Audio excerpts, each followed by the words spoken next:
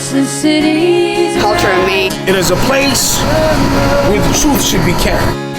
The arts and music scene really shows what people are about. Share what's going on here in York. Makes you feel like a family. Local art has a face that most people can relate to. Our community up here that sticks together. Art is art. Great potential with great artists, poets, singers, writers, directors, filmmakers. It's fantastic. Everyone has a story to tell. That moment, you have to capture that moment and share it with the rest of the world. Showing something that maybe has not been seen before. Without art, what good is life? I am art. I've been art ever since I was born. It really adds a great deal to our community. We don't really need art to exist, but you need art to live.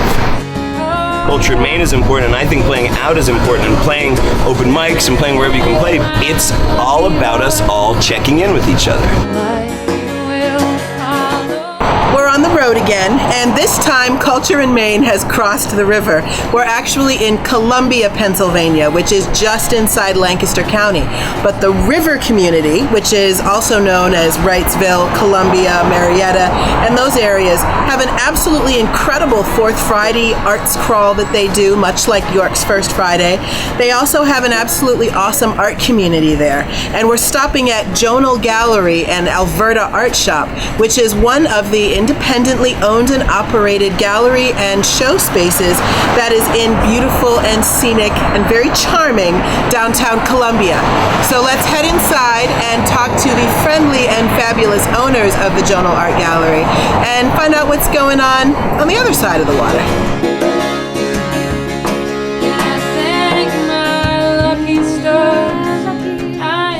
Hi, welcome to Jonal Gallery. My name is John Novak. I'm one of the proprietors of Jonal Gallery. My name is Dale Lively. I'm the other proprietor of Jonal Gallery. Welcome. We're going to take a short tour of the gallery, and we'll start over in our Labyrinth Gallery, which is in this direction. Our Labyrinth Gallery has been open since 2010, and is what we have in our Labyrinth Gallery is we have 3 jewelry artisans, we have an egg carver, we have a lady that does hand-painted glassware, and we also have a special exhibit going on here at our gallery this evening with Dean Graham from Red Lion, Pennsylvania. And what he does is he owns a company called Automotive Memories, and Automotive Memories is mostly photography, but the last couple of years he's delved into making sculptures out of leftover automotive parts and scrap metal. So we have some of the pieces here on the wall today that can be seen at any time at the gallery here through the end of this month. Judy Markle does hand-painted stemware. She also does the mirrors in the background, and she'll be exhibiting here with us in the November-December period here at the gallery. But she also does billboards. She's done several billboards and walls paintings in Red Lion, and she does a lot of work on boards and works in acrylics. Really gorgeous pieces.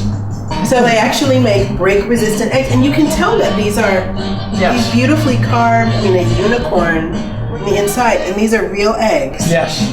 Those are really big eggs. These are not chicken eggs. These are all goose eggs, these here. This is actually a jewelry box made from an emu egg, and it's... That's crazy! Oh my gosh, and these little tiny bird sculptures, those are real eggs too. Yeah. Oh my gosh. And that's an ostrich egg. That's an ostrich egg. And they do Pensenki eggs, which is the egg in the back, and that's a real process of waxing the egg and then dyeing it and waxing it again and dyeing it with other colors. Those are beautiful, these little quail eggs. These little baskets are actually made from turkey eggs. Art is everywhere. Art is everywhere. The art of the turkey egg. Out here in our entryway, all the exhibits that we've had here since 2010. I'm a graphic artist, so I do all of the posters. So for all of these the like events. movie and play looking posters, you Yes, did these. I do all these. And since 2010, which is when we started opening up to other artists, these are all the exhibits and different shows that we've had here at the gallery. Another example of Dale Weibley's work is this is his botanicals. The botanicals, this is first of a set of 36. These are all again done in pen and ink, and then when they were completed in the pen and ink, then they were colored in. We have, from the original 36 pieces that you see here, and these that are on the wall are the original pieces. We've created a quilt pattern wall hanging. We also have stationery sets. We have note cards. Introduced the end of last year for the very first time is this is actually a cross-stitch piece that was translated from the original piece of So it was drawing. originally a painting It's of originally a quilt stitch type of thing, and then it later became the quilt That's and the cross stitch. It's even a coloring book. And we have I love coloring this. And then some of the other things that we'll talk about Dale's work, and then we'll go on to Daniel's work, which is the current exhibit. The work that you see over here on the wall also is part of Dale Weibley's works. The pieces in the center were all created for the celebration of the burning of the bridge last year in June. And they all depict different scenes of what was happening during the burning of the bridge. The two pieces on the side in the portals, the round pieces, are actually what he calls Nemo's arrival, and they are Captain Nemo from Jules Verne's novels arriving from the other side of the moon before he did 20,000 Leagues Under the Sea. This place is like, it is absolutely sensory overload. I feel like I'm in the Alice in Wonderland of the art world. I'm loving this. Now, this is a combination home space, and then it became more part gallery, and then more gallery, and then more gallery, and then more gallery. How did this place come to be? It all came because of a haunted lantern tour that Columbia used to hold. The Haunted Lantern Tour. Yes, I'll give you the synopsis. Had to come back into the Columbia area to take care of my mother. So we were looking for a large home. John and I were both in the Scranton area. We moved to this area looking for a place that was large enough to put all the families together. So one night we were on the 12 o'clock tour across the street in the Mount Bethel Cemetery. Looked around and thought, this place is really kind of cool. I remember Columbia from a kid, but I don't remember this area. The next day, John saw an open house ad. This house was open. We came to the front door. When I put my hand on the knob, the handle of the door, it said, I could be yours. If you fill me with light, laughter, artwork, and just joy. The house just spoke to you. It just spoke to me. We opened the door, and 30 days later, we were in. That's amazing. Now, how long ago was that now? 2005. So you guys have been here doing art in this space since 2005. Yes. So how has it changed over time with what you've done here and how the gallery space has grown and how you've changed what you do to fill the space? I mean, filling a space with light, love, and art that's a tough charge. It comes very easy. It really does come very easy here. We have a remarkably high number of individuals who return to us because they come and they get filled. They always leave with a smile. They always leave with a hug. They always leave with a comfortable feeling in their belly because we feed them. Food goes a long way. It's the combination of all that plus the atmosphere of the house itself. It's very easy to feel comfortable here, even with the high ceilings and just everything that comes with the house. It's gorgeous. It's so light filled with a and lot bright. of effervescent And vibrations. it does. It has all these beautiful fixtures and chandeliers and, the gorgeous wood floors, but it still feels very modern and, avant-garde. It's a good combo. one of the challenges when we bought the house and decided to do partial art space, Dale was the artist that we wanted to represent initially. And we took the main gallery on the other side, and that was the art space that we started with. And then by 2010, Dale had met a group of other Inkman artists. They have now... Inkman, that's what you are, you're an Inkman. I'm one of the Inkmen. There are 5 of us in the 3-town community. Actually, York, Marietta, Columbia, and Wrightsville. Okay, the Inkman. Very cool. Okay, so once he met the Inkman. And in 2010, they just all kind of got together and said, you know, we should start showing. And one of the other Inkmen also has a gallery in Wrightsville, Robert Orton, who has Weavings Ink. A fabulous former guest. Make sure to check out that episode. And what they decided was they would start displaying in one gallery one year and the other gallery the other year. Nice. So this is actually our 7th exhibit. We had the Inkman show in 2013 here at the gallery during the holiday season. And this 4th Friday will be the opening of the Inkman show at Weavings Ink in Wrightsville. So it will be all 5 of the Inkmen, plus there is a guest Inkman that will also be appearing. They keep multiplying. It's kind of a neat thing. It's a nice family. And from that 2010, having the first Inkman exhibit here, we continue to expand the space until we have now taken the entire first floor of the building and turned it into gallery space. So have you found that when you say that the Inkmen grow and this network of other galleries is growing, have you found that the community in this little cluster of river towns has been super accepting? It's not competitive, or it's not so small that it's hard to get community built here? The community is very easy to build here. It's a matter of simply letting people know that we're here, that we're on the move, that we're producing. That, on the move. It is. I mean, Columbia is a wonderful community. There are so many vibrant, active people in this community that it can support so much more. So this is what we're all about here, to keep it going, to keep it active, to keep it alive, so that you get the wagon going, you get more and more people wanting to join you.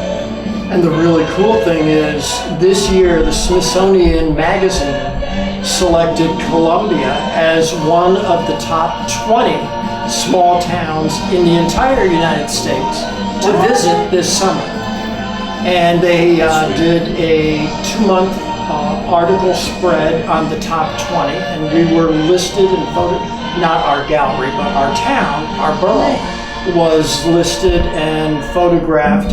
And the reason that we were picked as one of those top 20 small towns was because of the cultural events that are available here in town. The architecture, it's a very old town with a lot of great history. And being a river town and being along the Susquehanna and the development of our riverfront park, it just gives the opportunity to explode. There's a lot of opportunities for growth for businesses in town, and there's a lot of new businesses that have already come into town. So now how did you get sucked into the art business and the art world? That was very easy. It's my fault, you know. I'll take The total Inkman blame. did it. No, that was way before. I think it was right after I was born. Yeah, this art thing has been in my system forever. Wow. Forever and ever and ever. So you started creating art literally just As a kid. Yeah. and haven't yeah. stopped. And, you know, ever and I since. went to Kutztown, but I majored in advertising and sculpture and decided that wasn't where I wanted to go. And one thing led to another, and interior design. I've been doing that since 1972. But after 15 years with Ethan Allen, I decided this was what we wanted to do. So And were you doing graphic design? Because I know you were responsible for the amazing posters and artwork. So did you start doing that before, or you just got into that? I as you really were got part of into the that artwork? once we started working with the gallery. My background is all retail. I've managed everything from big box stores So to you're the small business in the drugstores. business That's of why it art. works the way it This does. is flawless. You know what? This is It's hard flawless to right get a community here. like this to begin with. Yes. That works. So amazing. This is what makes it happen. Our current exhibit is Daniel Humphreys Russ, and he is a Baltimore photographer. And the selection that he chose to exhibit here at our gallery is called Chesapeake Eats and American Temples. These are all photographs of eateries and diners located within a 50-mile radius of the Chesapeake Bay in the Baltimore area. They are all done with a digital camera. He uses natural light, and natural light could be the light provided by lamps and so on, but he does not use flashes in any of his works. And then the main portion of his exhibit is in our Labyrinth Gallery, and our Labyrinth Gallery is this way.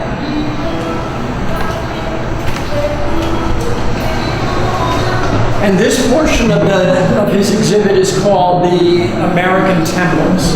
And American Temples because they are the eateries that all of us have come into contact with over our lives and actually end up becoming invisible to us unless we're going to a particular one. These are all ones that are located down in the Maryland area, but they are all fine examples of everyday eateries done with all natural light and clarity, and they're really, really sharp individual pieces. An example would be this Wendy's here, which he said when he took it, the natural light that was provided was actually provided by the Denny's restaurant across the street, and there's an actual reflection of Denny's sign in the Wendy's front window. But the clarity, the crispness of all of his pieces are actually gorgeous.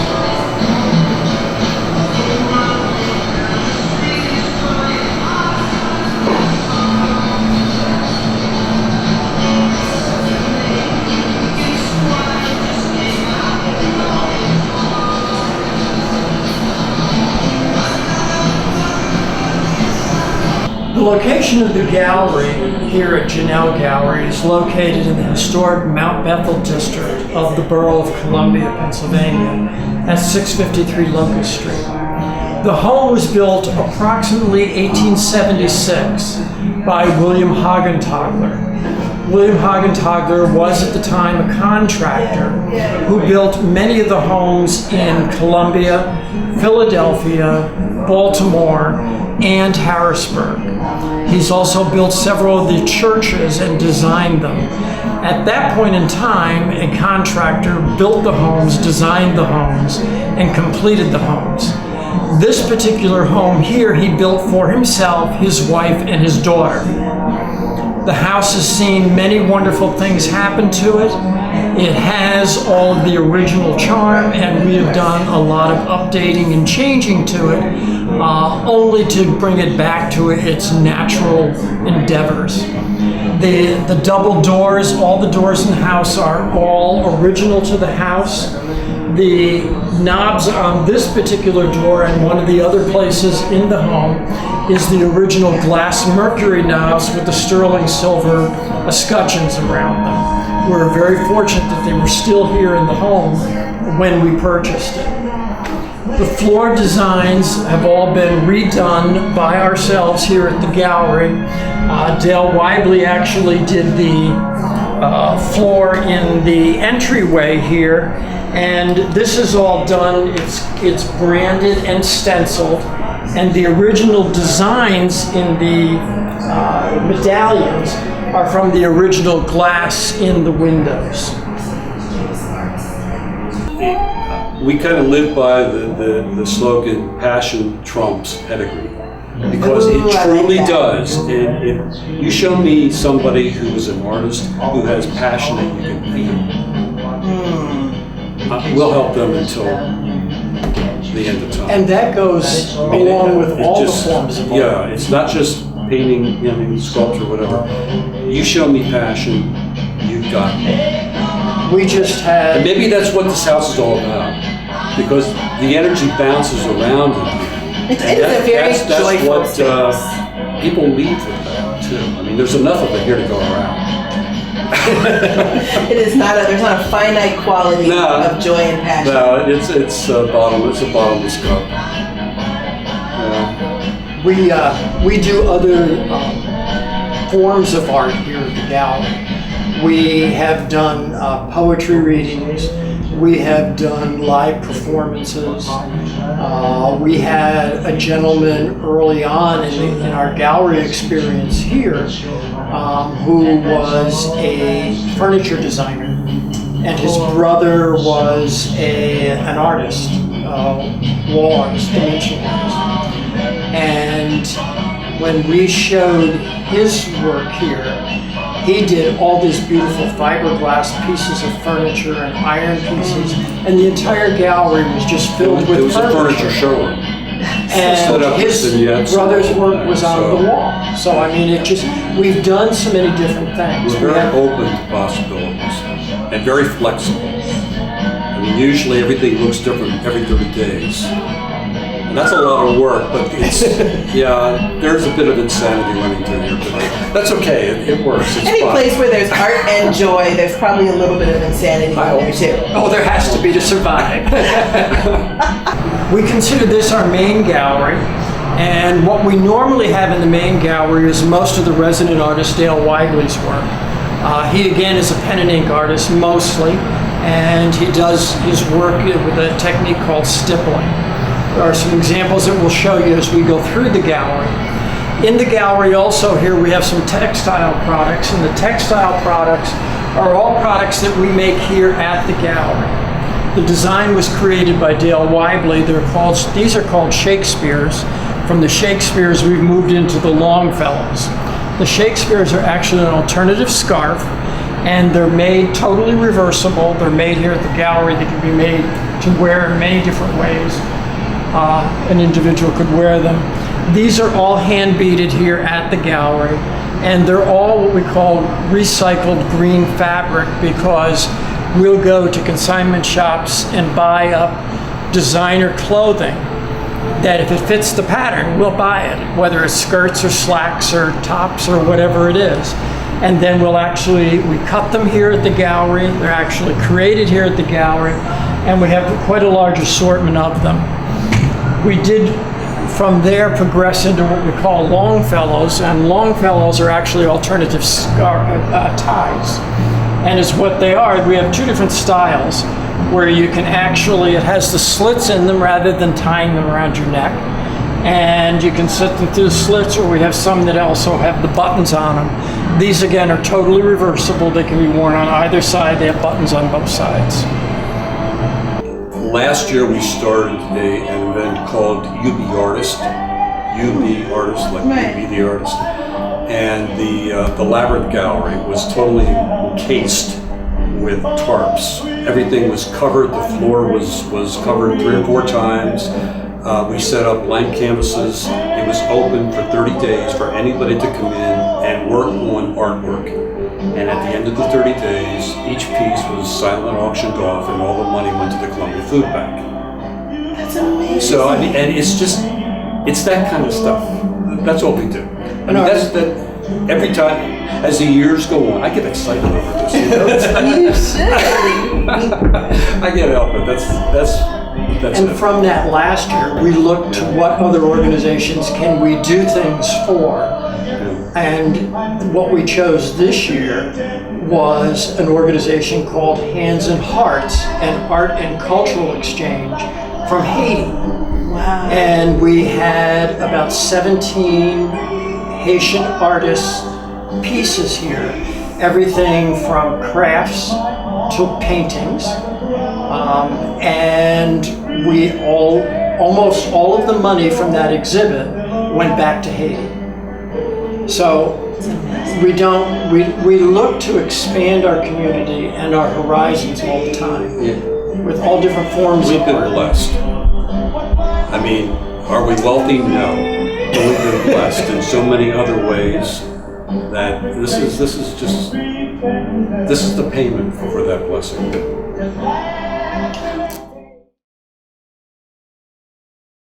So, talk to me about some of the story of York Little Theater, because York Little Theater was absolutely on the brink of extinction just a couple of years ago. It actually almost closed down, and now it's like, oh, look at this amazing place that just had all these renovations and is putting on all these shows and has waiting lists for tickets. How did you go from a theater that was about to close its doors to one that is growing and expanding and having waiting lists for people to come see its multi-week run productions? Well, it's certainly very exciting. And a lot of people in this community love this theater and treasure this theater. Yes, they're very devoted. There was a lot of, Facebook petitions and hashtags and everything for people that were like, we need to save York Little Theater. We need to keep it open. It's a cultural institution. But there's a big leap between Facebook forwards and actually being able to keep a door unlocked. That is very true, and it required a lot of change and a lot of support by companies in this community, by businesses, by individuals, because this theater is now in its 81st season. And not many communities have a theater that has been in consecutive operation for 81 years. No. So this is something for York to be really proud of. And a lot of people don't realize that the word little meant community when little theaters were founded during the Great Depression. People wanted to get away from the stress of their everyday lives. And they also wanted to have productions that involved local people rather than shows just coming through their town. So the Little Theater movement was born in the 30s during the Great Depression. This theater was actually downtown and moved to various places before landing here in 1953. And this was the Elmwood Movie Theater, as many performing arts centers today were previously movie theaters. This is an historic part of the building, built in the early 30s, and then converted, of course, to a performing stage in the 50s when York Little Theater acquired this property. Now, they have since had additions to the property, and the building is quite large. And with all the activity going on here, we really need that space because we often have 3 shows in rehearsal at one time, in addition to children's classes, to other rehearsals, to meetings, to many, many activities in the building. So we really need that space. But we're thrilled to be here. We're thrilled that over the years, so many people have given so much time and effort to really maintaining and sustaining this theater. There was a period when a gentleman named Bert Smith was the artistic director here, and that was called the Golden Years, the Golden Period.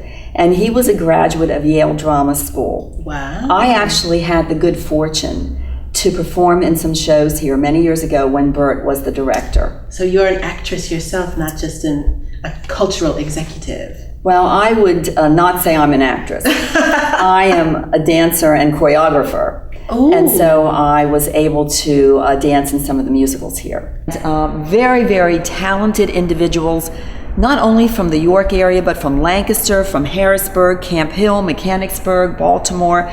People are coming from the entire region to now audition and be part of our show. And they also come from all of those areas to see our productions, which is very exciting. So here we are making the final preparations for opening night. And you can see some set pieces are out and some last minute painting, some last minute lighting. But by tomorrow this time, all of these things will be totally in order. All of the chairs will be set up in a U shape, and then the orchestra will be over in this area. We have about a 30-piece orchestra for this musical, and the show will open, and it will run all weekend, this weekend and next weekend. When I came on board September a year ago as executive director, many of the jobs here at the theater were done by volunteers, and they still are, of course, because there are only 3 of us on staff. Right. We have a director of operations, Corey Nate, and we have a director of artistic services, Renee Staub. Those 2 staff members joined our staff within the last year or a little more. Oh, wow. So that is a lot of change. That in a is very also short a time. complete change in the structure of the staff. Okay. But we have a strategic plan that was put into place, we have updated, and we follow. We have a business model that we follow. We have built the board with wonderful people who are business oriented, and many people forget that a nonprofit still must operate as a business. Absolutely. Because there are bills to pay. And that's hard for creative types to wrap their head around too, that, you know, often are the staff or the board members or the participants, the actors, the tech people, the people that make these wonderful creative places happen are not necessarily the business mind. You know, we would love to give it all away. We want to, let's just do the shows for free and, you know, we'll just figure it out. And, you know, no, that unfortunately doesn't totally work. You've got to find that balance. Right, that is so true. A nonprofit really needs to operate like a business. And so companies stepped up. They had faith in the theater. They did contribute. They made pledges. And it really was a turning point. Another factor was the facility itself, because the theater had not been maintained well for many years. Right. And there were so many parts of this building that needed to be repaired or replaced to make it a welcoming and safe facility for people of all ages to come here and to enjoy in whatever capacity. And we're so proud that over 40 local companies donated goods and or services to restore this building. We are still in the process of making upgrades and changes and improvements, but we have made a huge number of changes already, and it's so visible right here in the lobby. It's visible throughout the entire building. We have a new sound system for the main stage. We have the new bathrooms off of the theater that are just beautiful and a great convenience for people. But the entire building has been or is being restored, and it is so welcoming now to people. Because when people come to York Little Theater, we want the entire experience to be a wonderful one and one they want to repeat. Whether they are on the stage or whether they are behind the scenes or whether they are in the audience. From the time they enter our doors, even our parking lot, which is very convenient right here outside of the doors, we want people to have a wonderful feeling about what they are experiencing here, and we want them to come back and to want to be a part of it again.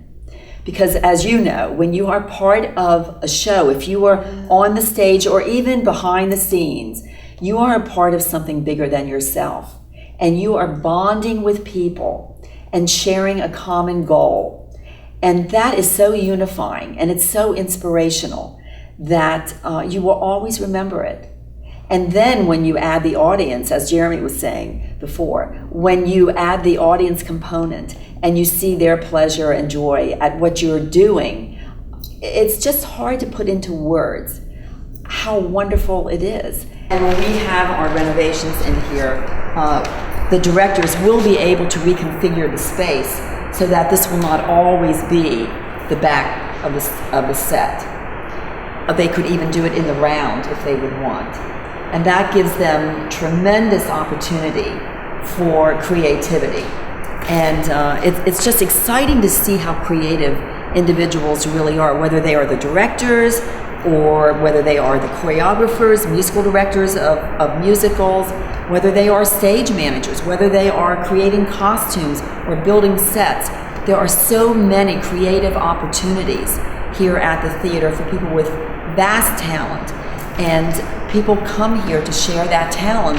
And of course, we could not do the shows without them. The people who work on lights and sound are also extremely creative and talented, and the shows are very dependent on their capabilities and making sure that what they are doing is done and done well. We are also critiqued by BroadwayWorld.com, which is the largest website for theater. It includes Broadway. Wow. And there is a critic who comes and does critique each of our productions. And those reviews can be read on BroadwayWorld.com, which is just a tremendous amount of visibility and prestige for this theater. This only began a year ago. And during our first year, we were surprised to learn they give awards, and we actually won 5 awards our very first year. So we are very proud, and that is a great credit to the talented people who act in our shows, the people who direct our shows, certainly Renee directing many of our shows, but then guest directors, to the people who choreograph our musicals, our musical directors, our staging and lighting crew, our stage managers, our set builders, everyone involved in this theater can be so proud to be a part of that and responsible for that amount of achievement.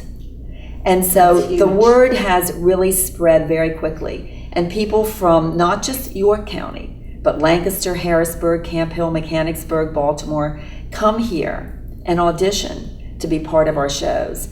And then people from those areas come here to see our shows. And so the word has spread very quickly that it's a whole new day here at the theater, and we are doing everything the very best that we possibly can, and we will continue along that line. We're going to start off with a song for you called Lion's Share, and this one's on the new album Heart Rock, and I wrote this one about the person who gives you the most, which actually be the woman sitting behind me. Anyway, I hope you enjoy.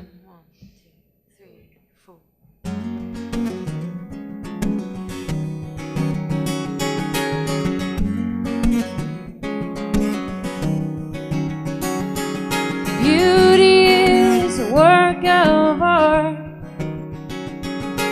Never understand. The world's been changing hard since you came in. I hold a basket of colorful shells, golden apart. Colors cannot relate the love you give.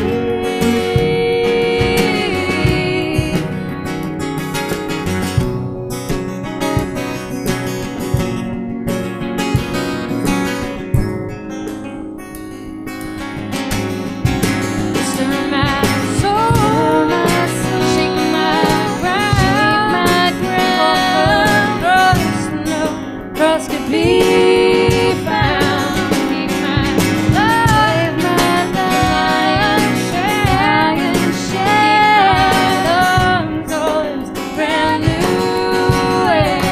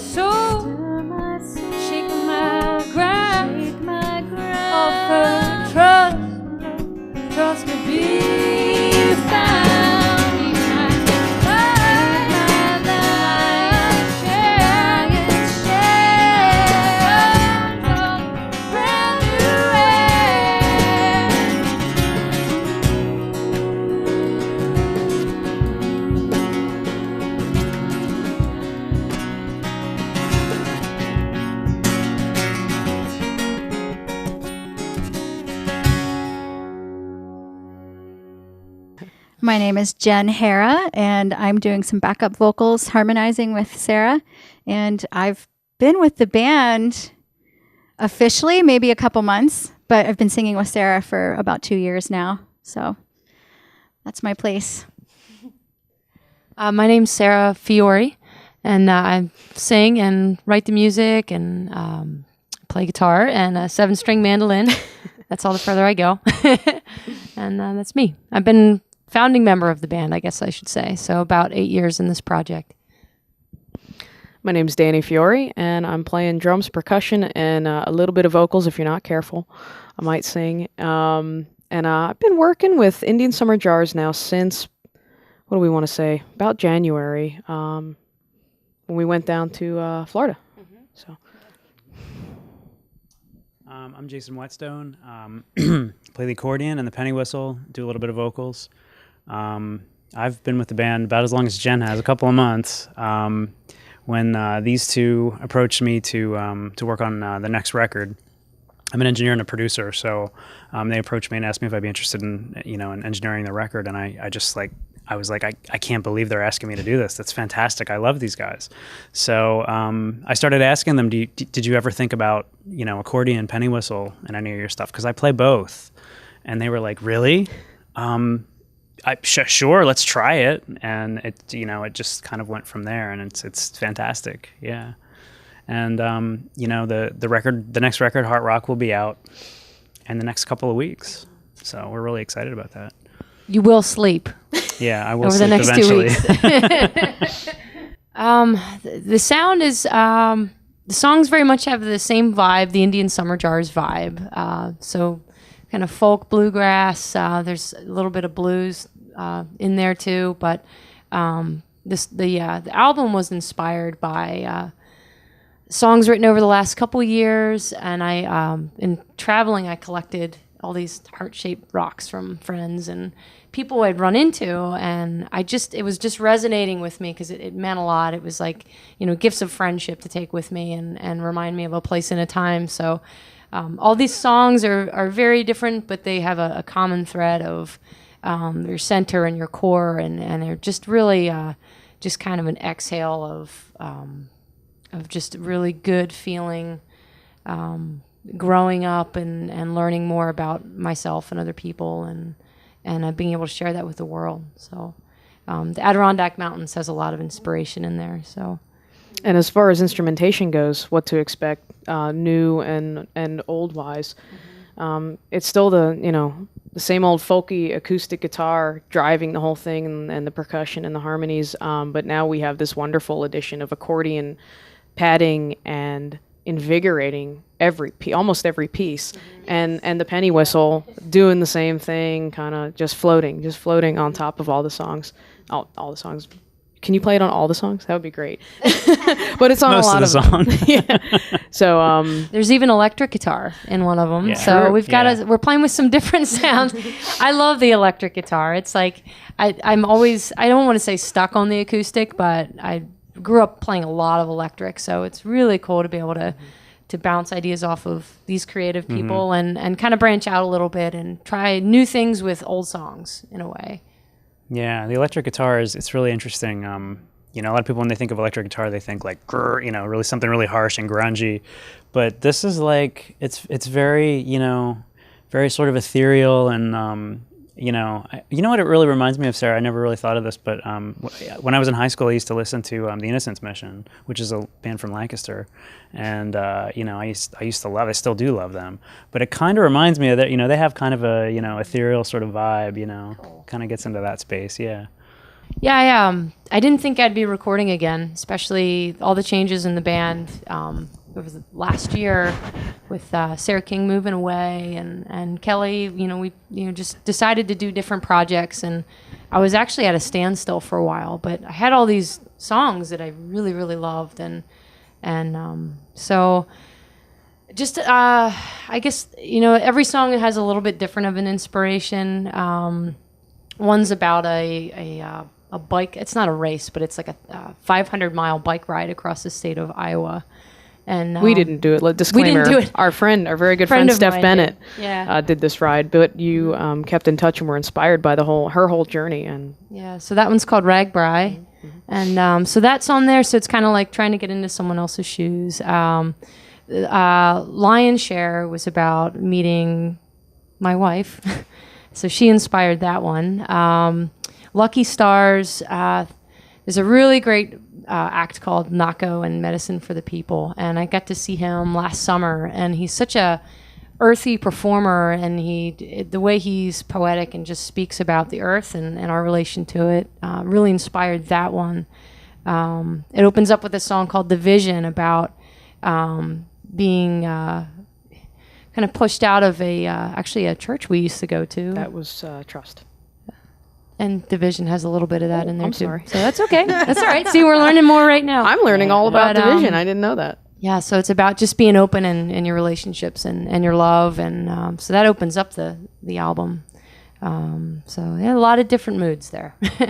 There's 13 tracks, and every song has something a little bit different. So I'm excited to hear it all pulled together. And I love collaborating, and I was just this was Jason came in after the songs were written, right, and he's like, you've collectively found the moods to the songs and just brought them to light even better than they already could have expressed themselves. It's hard for me to explain. They're good but- songs. Well, I thank mean, they you, really Jason. are. They're good songs. So that's really that's where it all starts. And when you have that, I mean, that's the most important thing is just having good songs. And you've got, I'll tell you what, you make that guitar do whatever you want it to do. You're not you're so not tied down by the traditional tunings and all that kind of stuff. You just make it do what you want, and that's fantastic. And I love the I love the collaboration too, and I really like the respect that we all have for each other as musicians. I think that's fantastic. That I think is a really great thing. That really sort of inspires the collaboration. Yeah. There's two other folks we need to mention who are on the album who weren't able to make it here today. 'Cause you're talking about the collaboration and the instrumentation. We have a fiddle player and a mandolin player named Joe Chang who couldn't make it, and he's on the record. He's phenomenal. He's an amazing fiddle player. Can jump in on anything, and he has had a huge part in making a few of these songs sound like they're in a whole new world. And also Mike Avis on the bass guitar. He played electric bass. He's got a fretless bass. He's laying down all kinds of cool low sounds for us He's got on there. cool. He's kind of got more of a rock influence, so it's neat to hear. He likes the old Melissa Etheridge records, and he likes the Beatles, and so he's really got a cool. It's just neat. Is all of us, I think, have a different. We've got really the rock different background. influences, the Yeah. folk influence, the classical influence, the theater influence from all corners. You can hear just about. You can pick up just about anything that anybody would like on their record, I think. All right, this next song is called Trust, and it's a really fun gospel sounding song. I hope you enjoy it. All right, ready? Put my trust in the devil when I was young. Put my trust in the devil when I was young. Then he took my spirit and he broke my heart.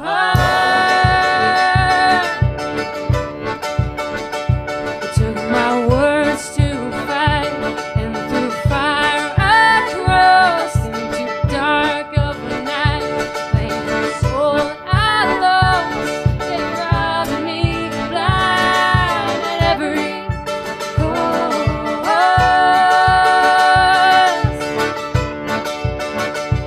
See, I set my demons free.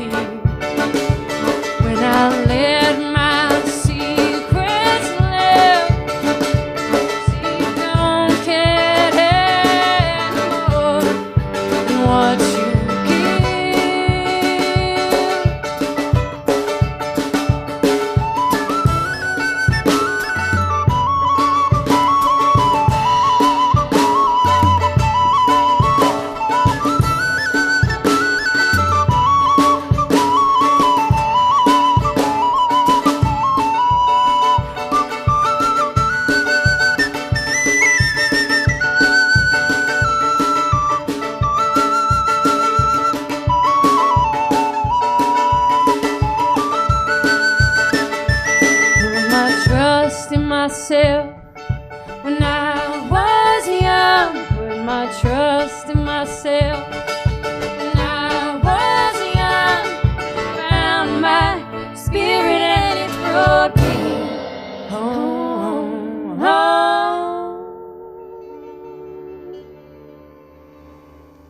home.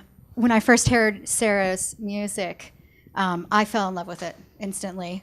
And I've seen it change, but the thing that I think is best for me, this is my own personal little thing, is I'm part of this band now.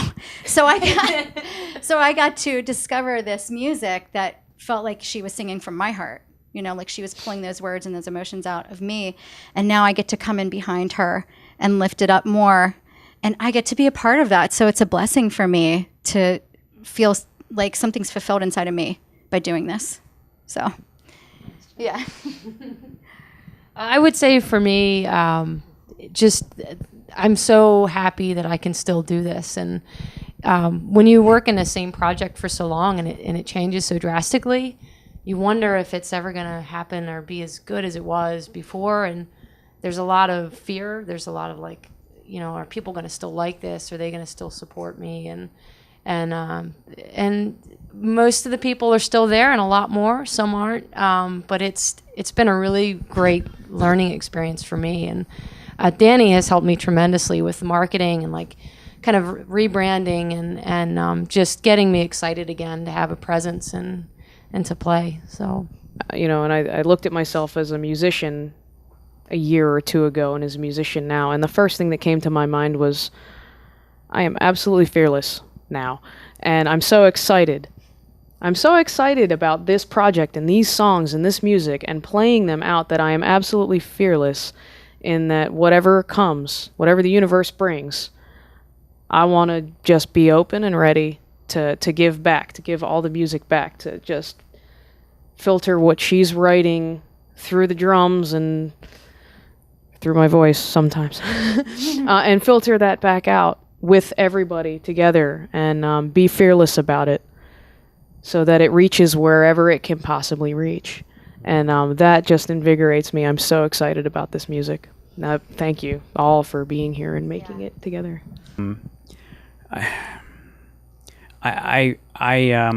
It's very easy to feel lack of confidence or feel, you know, is it good enough? Is what I'm doing, you know, am I bringing something to the table? Am I, you know, really contributing? And you know, I've personally felt that, you know, like what you're talking about, that, you know, not just, you know, it's okay. It's going to be okay. Everything's great. You know, I don't know. It's hard to like put it into words, but, you know, I can have this, you know what I mean? I can have this and it's fun and everybody loves it and I love it and I love you guys. We love to get to have this. So, Yay. Yeah. Yeah. All right, the next one we're going to do for you is called Echo. And I wrote this song about repetition and how it's not always a good thing.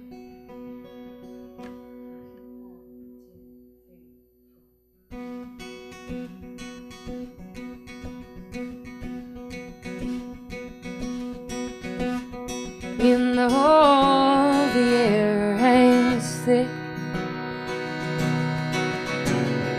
100 clocks gone tick, tick, tick. Changes the dial till something sticks. And that's when the news comes rushing in.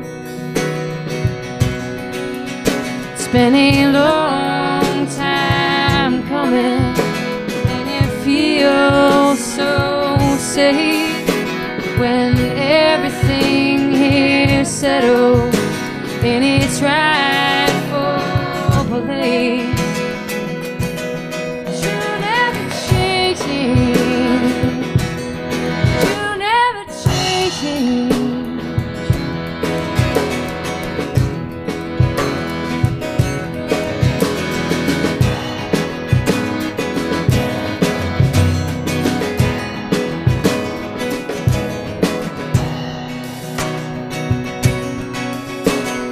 Half a turn half a click.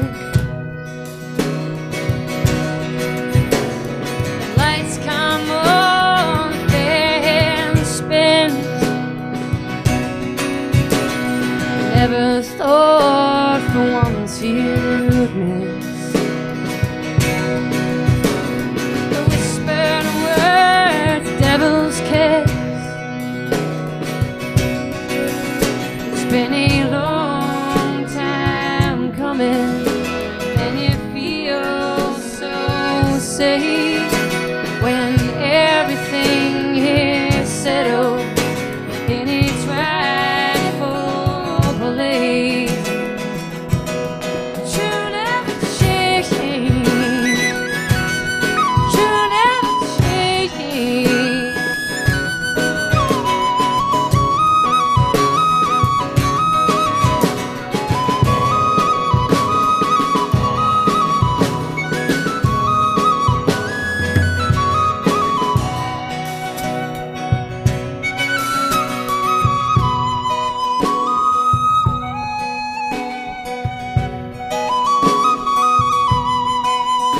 It's been a long time coming, and you feel so safe when everything is settled in its rightful place.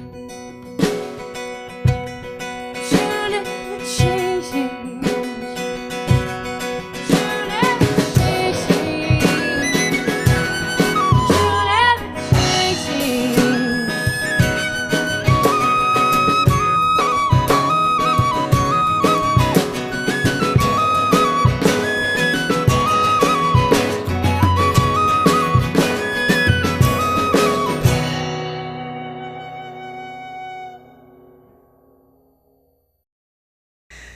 Thank you, everybody. We are so glad that we had you with us here on the corner of Culture and Maine, York's weekly cultural showcase. We'll be back again next week with more great artist profiles, behind-the-scenes footage, and visits out into the community of York and Adams County, seeing what's going on with the art scenes of poetry, music, dance, and theater. But in the meantime, please make sure you catch up on all our back episodes. Check us out on YouTube at White Rose Community TV. Check us out on Facebook, on Twitter. Send us your emails at cultureandmaine@gmail.com or visit us at wrct.tv. We want to hear your videos. We want to hear your opinions, your suggestions, and your show ideas. But mostly, we want to help entertain you and show you what a great community you are a part of. We're really glad that you chose to let us into your home, and we're really excited to bring you more fabulous art next week. Thanks a lot, and we'll see you again soon on the corner of Culture and Maine. I'm really excited about this. I love the atmosphere, and I just want to know more about it. I see it evolving, changing, growing, and I like it. It's fleeting. Once it happens, once a song comes out, once a poem comes out, it'll never come out the same. Something like Culture in Maine is documenting what's going on in a way that will have that lasting staying power. It just breeds healthy growth. It's a necessity. It's a necessity, yes.